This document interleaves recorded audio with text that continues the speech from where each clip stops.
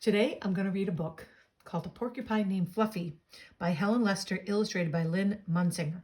It's not a rhyming book, but it's a funny book. Porcupine Named Fluffy. When Mr. and Mrs. Porcupine had their first child, they were delighted. Now he needed a name. Should they call him Spike? No, Spike was too common. Should they call him Lance? No, Lance sounded too fierce. Should they call him Needle Rooser? No, Needle Rooser was too long. Prickles? Pokey? Quillian? Then together they had an idea.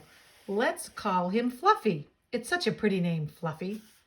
I'm not sure he's convinced of that.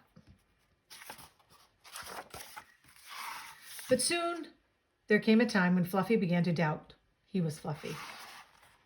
He first became suspicious when he backed into a door and stuck fast. That was not a Fluffy thing to do. The hat right on his face. That's not very nice. He was even more convinced when he accidentally slept on his back and poked holes in the mattress. A very unfluffy thing to do. When he tried to carry an umbrella, he knew the truth without a doubt. And I bet he got kind of wet too. What do you think? Fluffy definitely wasn't. So he decided to become fluffier. Clouds are fluffy. He thought, I'll be a cloud. I like his optimism, but he couldn't stay up.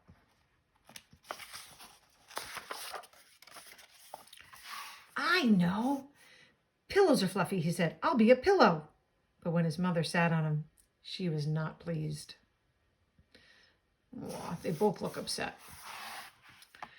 He tried soaking in a bubble bath for 45 minutes, but he did not become fluffy. He became soggy. That actually sounds like fun, though. He tried whipped cream. He put a little on each quill. It was not easy, and it took more than half a day and a lot of whipped cream. But this did not make Fluffy fluffy. They should have named me Gooey, he sighed. Oh, you can even see in his eyes right there that he looks sad and frustrated. He ate a lot of fluffy marshmallows. Yum. He rolled in shaving cream and feathers. That would be hard to clean up, I bet. And he even tried to become a bunny. I'm not quite sure why he's doing that, but okay. But the truth remained, Fluffy wasn't. Oh, he looks so sad.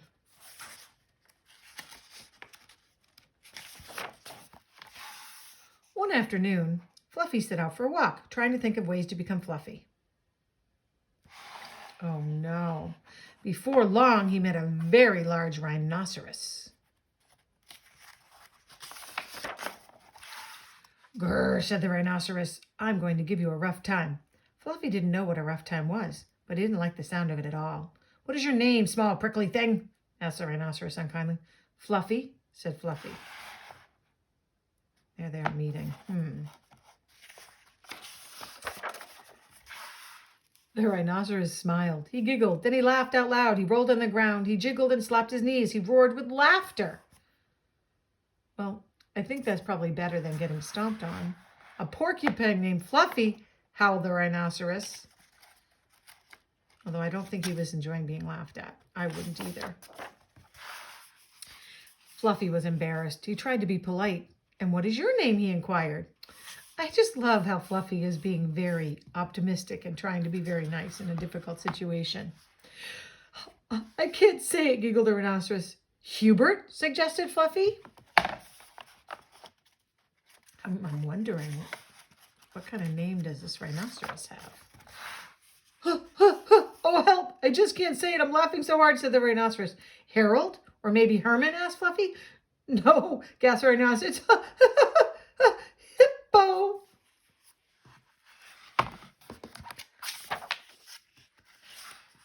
Hippo? A rhinoceros named Hippo? Fluffy smiled. He giggled. Then he laughed out loud. He jiggled and slapped his knees. He howled with laughter. A rhinoceros named Hippo? Fluffy cried. They're both having a very good laugh and enjoying each other's company. A porcupine named Fluffy, a rhinoceros named Hippo. It was almost more than they could bear. Hippo and Fluffy rolled on the ground, giggling and laughing until tears came to their eyes. Have you ever had a good laugh like that with your friends? I have. At last, they lay exhausted on the ground. From that time on, they were the best of friends. Laughter does make good friendships. And Fluffy didn't mind being Fluffy anymore, even though he wasn't. That was a very cute story about friendship and about accepting just who you are. Happy reading!